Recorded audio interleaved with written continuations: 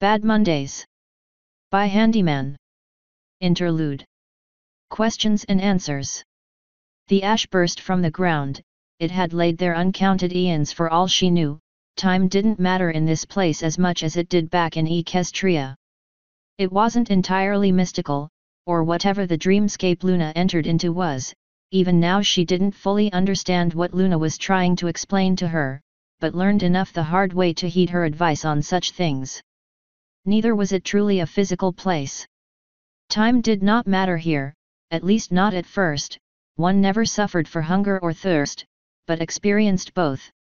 A mile could span continents and you could cross a mountain in minutes. There was no sun and no moon and no stars by which one could judge direction. It was at once a crossroads and a dead end from which you might not ever escape, depending upon the mood of the masters of this world.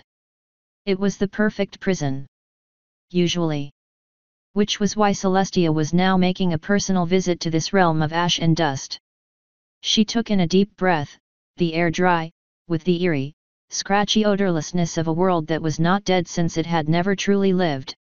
Tartarus was the name equestrians called it, a term of which Celestia did not recall the origin. Not its true name, for that no Ponei knows, and none of the residents dare speak it. It was here, under ancient compact, that it was agreed that there be no permanent portal between Tartarus and the fragile world Equestria called home, except for the one gate and its one guardian of three. It was an agreement older than she was, and one she dared not trespass. But Tyrek had escaped.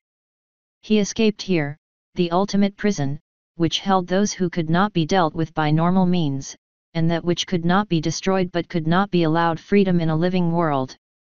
Before she had pegged it to the wizard exploiting some loophole, or finding one of the rare, but not unheard of temporary portals to Equestria. The odds were against it, but it was possible. Maybe she chose to believe that to avoid speaking to the lords of Tartarus. Yet here she was. She let out a breath and continued walking. The ash wastes beneath her barely passed by her hooves, her horn glowed to light her way and tie her to the anchor which would guide her back. If the lords of Tartarus wanted to speak with her, she would soon find out. Mountains of shale passed by in the distance in a blur, as the ash barely lifted with each hoof step.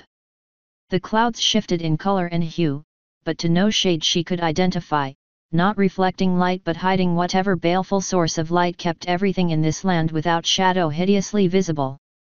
The scenery shifted once, twice, thrice each time she blinked. Rolling hills, salted flatlands, craggy mountains till at last she came by the dead root. Once upon a time, such things may have connected and given life to some unfathomably large tree as its tendrils reached into the dead earth around her. But not here, not this root, for nothing living has ever called this world home except for those trapped here, and no life could this world ever give. Nothing save for the lords. There were 3 sets of 3, all of them haunched figures, their cloth coverings seemingly made of rock, so still and solid they looked, shifting only when their unseen heads moved, blending in seamlessly with the rocks upon which they were perched. The tendrils of the dead root split into hundreds of thousands, creating a forest of dead wood, shielded from the heavens by the bulk of the root above them. The stillness of it all never failed to unnerve her. She did not speak, this was not her place, so she stood there waiting to be addressed. After what felt like an age, though through her connection to the anchor she knew only to be an hour, one of the haunched figures turned, the darkness within it spoke to her in a voice once young but never more. "What is it you seek, lone one?" it asked. Its 4 legs outstretched, clutching the rock upon which it sat, its skin gnarled and stony. "I seek wisdom," Celestia answered. There was a sudden, shrill cough, one of them had laughed. "Wisdom," said a voice once hoary and ancient, now only tired. "Do not we all? There is no wisdom here, child, not any more. You search in vain. Please, I only wish to know of something which you may have seen in the past." Celestia asked. "And about how one of your prisoners escaped." "Let her ask," said a third voice from the third set of 3, a voice once beautiful but now only the barest rasp of dust and ash. It is not our place to forbid the youth from their foolish quests. Were not we once all judges of many such a creature? Were we once not amused by their folly? Judges no more, said another voice, mournful and distant, the spindles are split, the weave is unwoven, no one is bound to our chains of silk and cotton. Not any more. Not since he split the wheel and conquered the hand of death. Not for the first time did Celestia feel utterly lost from listening to the lords of Tartarus bicker back and forth. Their voices grated, the oppressiveness of Tartarus was magnified in their presence, and the longer she lingered, the more the red river to the south drew her attention. Her eye flickered to it just once and she squeezed them shut. She had barely seen the red water flow, but the pain of it stung her to the core of her mind. A mocking laughter rang in echoes in the back of her consciousness, and somewhere, subtly, she heard something forever lost call her name. Listening child. Celestia blinked back to the scene before her. The lords addressed her directly. If you seek wisdom, look away from the red river, your sins draw you to it like moth to a flame. Do not go there, for there are realm ends, and something else begins. You would pray for ash and the touch of the dead root should you cross it, but never would you find even the stolid comfort even we must endure. My apologies, she stuttered, raising a hoof to hide her gaze from even accidentally looking that way. Hurriedly ordering her thoughts to focus away from it and onto the reason why she braved the wastes. To be clear, I wish to speak to you of a specific kind of magic that has been plaguing my world recently. At this the lords fell quiet for some time. No wind blew and nothing moved bar her own hair. It really made her stick out, and for once she hated her habit of casting that spell every morning. One turned to her, the elder of the second trio. What magic do you speak of? It asked. Celestia cleared her throat. We know it only as old magic. It's what its users call it, she said. This elicited a chorus of hacks and dry coughs. They laughed at her. Perhaps it would do you well to be more specific, child. Old is a relative term for us. One explained. What are its properties? How does it manifest? Another spoke. It's strange to the magic we know. Celestia began. You would boggle at what would be strange to your kind, pony, magical or otherwise. Celestia hid her distaste for their condescension. It would not do to lengthen this already unwelcome visitation any more than strictly necessary. The users of this magic need to speak it. Celestia clarified. From what I know, the speech is unnatural to the tongues that speak it. An unnerving feeling permeates the magic from those who have experienced it.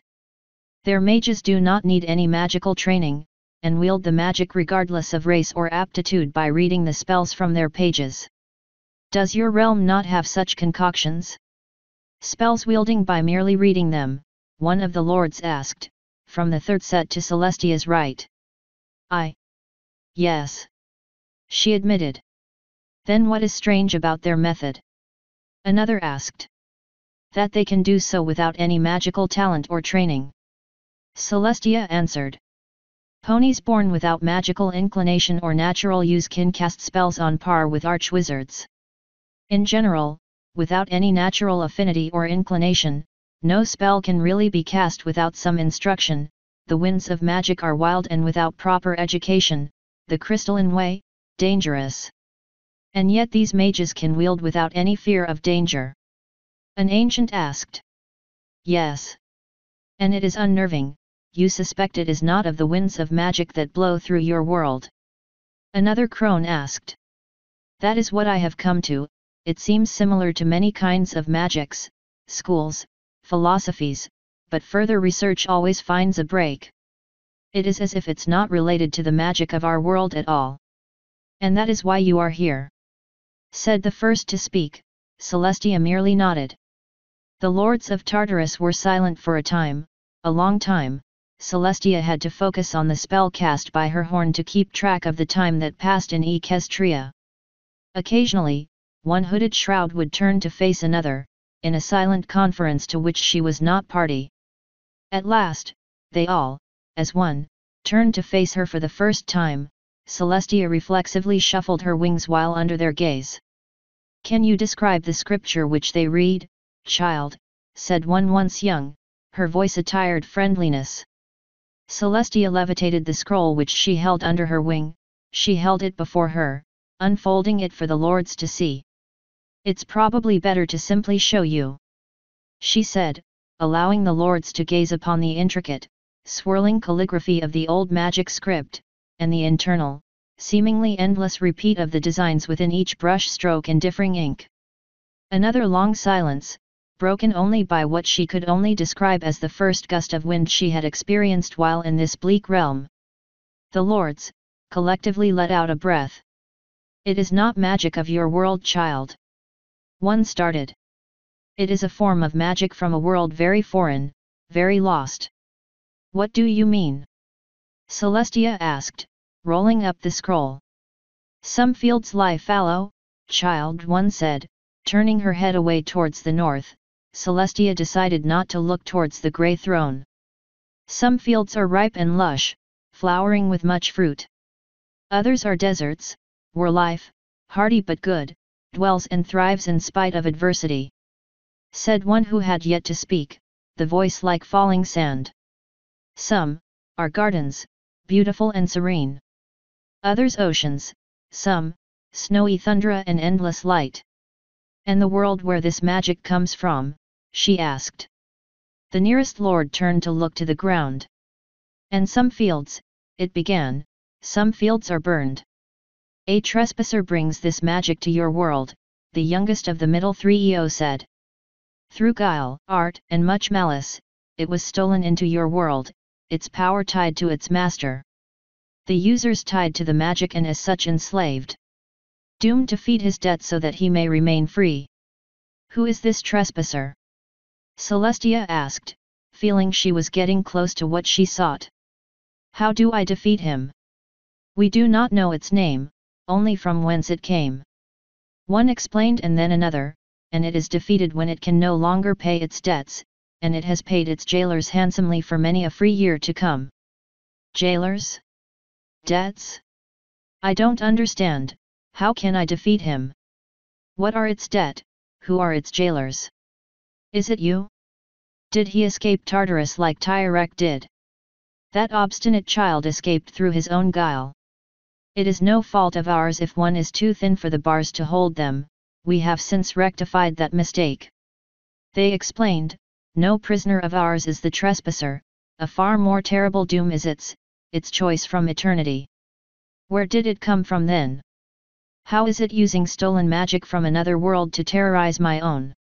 Celestia said, raising her voice, her patience wearing thin. She realized her mistake the second she spoke. The lords could dismiss her to be lost in the ash wastes with her only option to return home at any time. Being curt with them was unwise to say the least. However, after a long, pregnant silence, one spoke.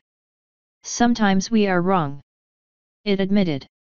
"Sometimes, something swims the Red River and survives." Asterisk. His breath frosted upon the air as he dug the trench deeper, his hooves numb to the cold, his fur grown thick in the wintry landscape, his cloak barely more than rags covering his body. He stopped in his efforts, breathing heavily, his blood flowing through him as he looked over the village below. It was safe, for now, the wraiths won't come back for some time, but they'd need a more permanent solution. It was a mining village, sheltered from the worst of the north's winds by some of the hardiest trees the north had to offer.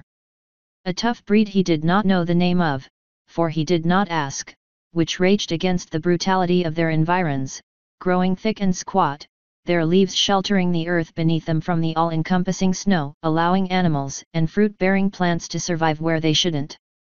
But it was a long way from the nearest train station, and a longer way still from the nearest garrison. It was caught in the midst of regular raids by ice wraiths. Long, skeletal, two-limbed creatures seemingly made from ice and who breathed hoarfrost. Local legend had it they were the ghosts of lost explorers desperately seeking out the long-lost heat of life to warm them again. While he doubted that, he did not doubt they attacked ponies whenever they could. And he had arrived just in time to stop them. His breath evened out, but then he felt the pain in his left foreleg.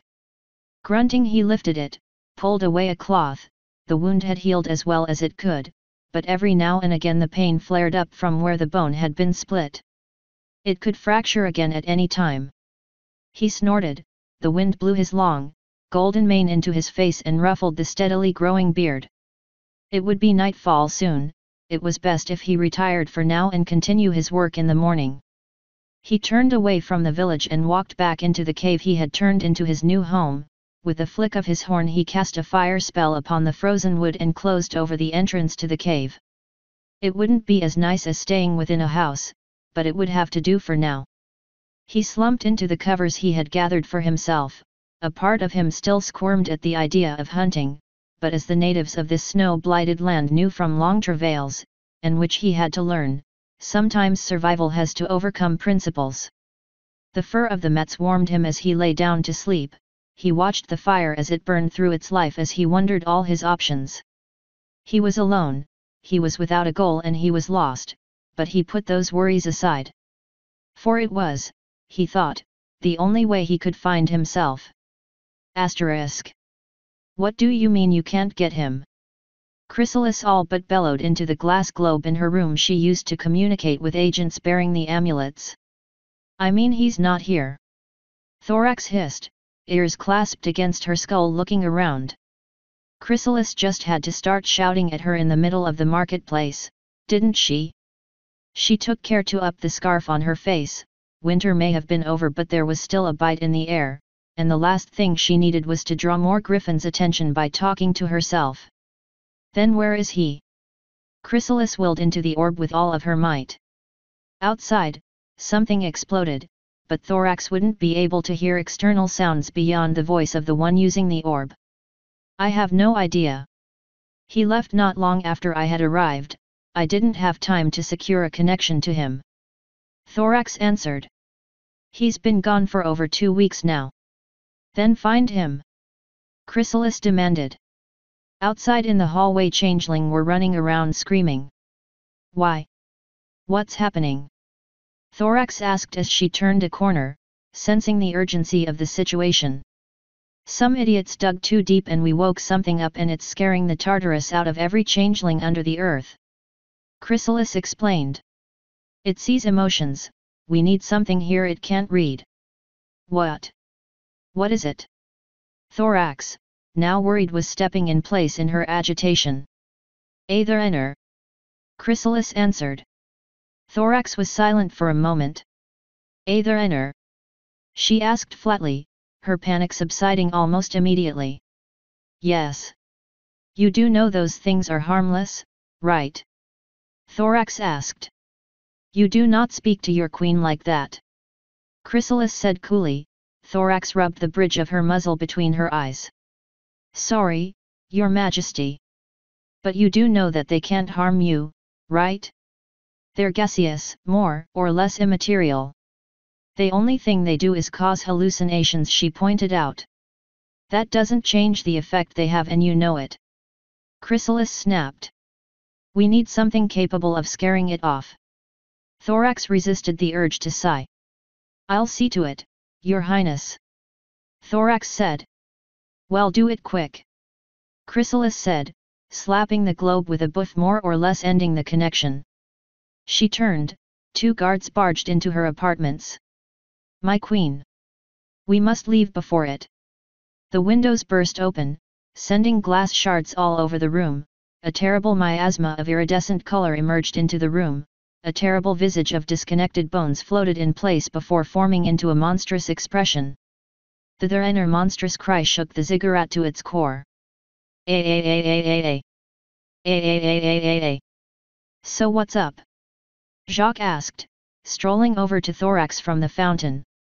Thorax deftly hid the amulet under the false roughage of her griffin guise's chest feathers.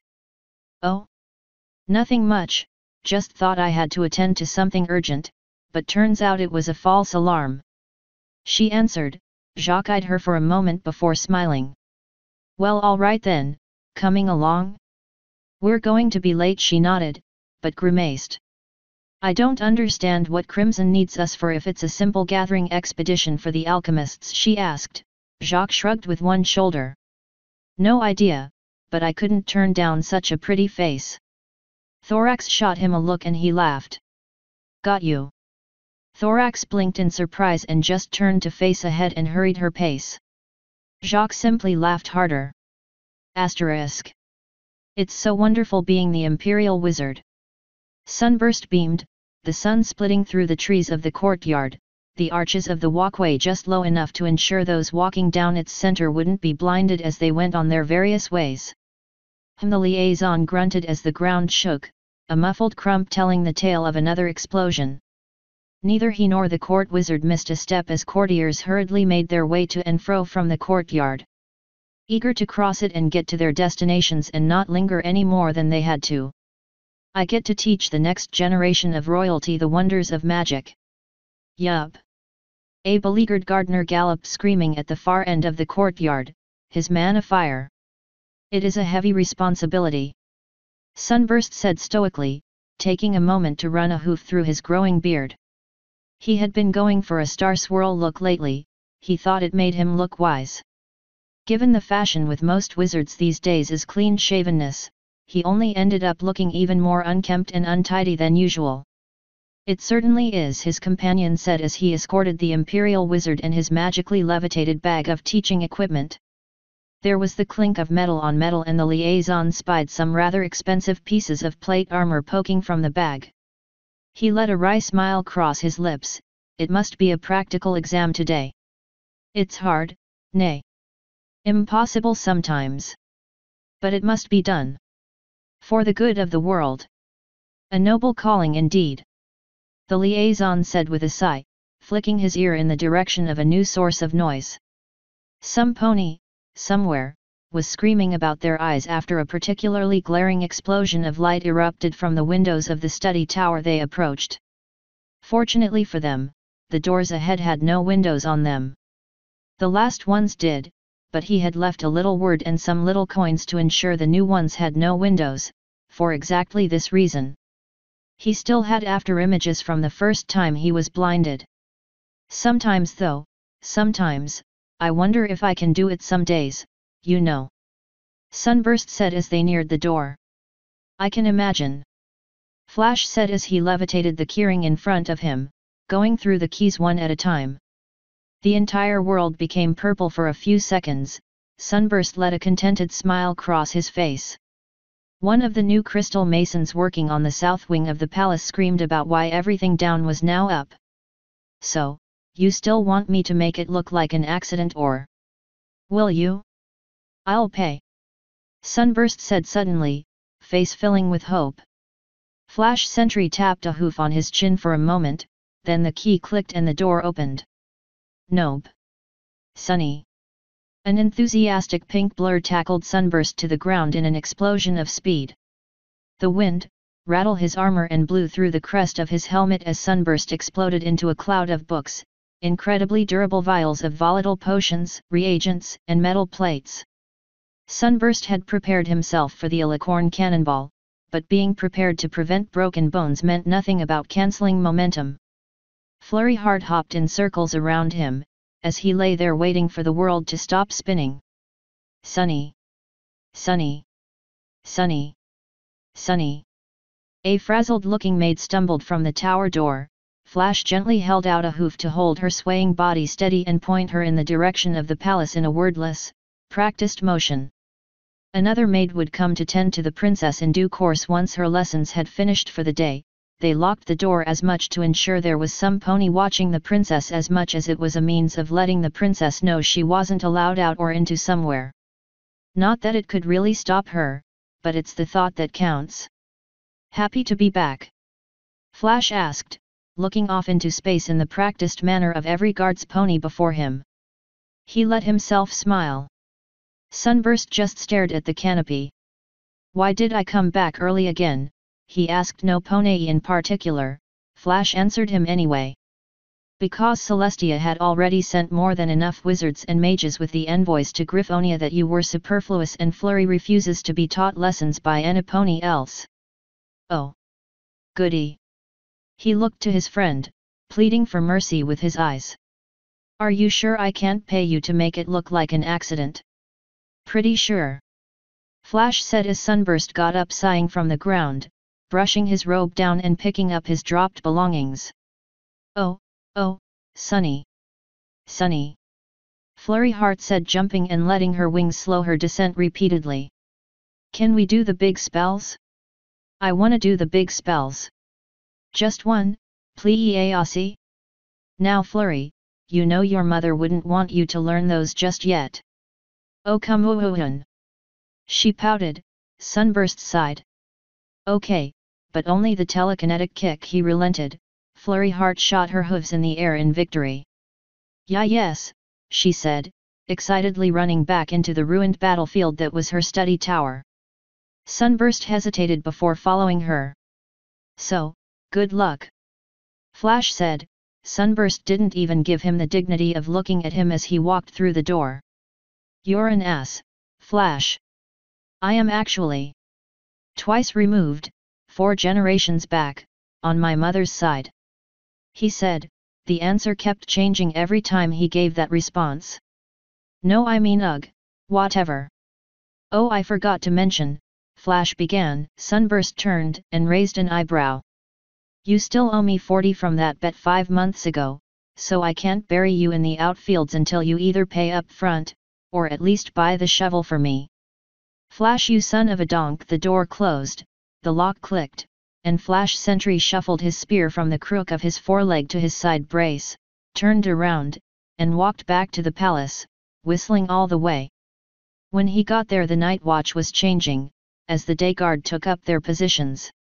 Morning, Flash, one of the morning guards said as he drew near. Having a good one? Oh, you know, he said, waving a hoof in a circle.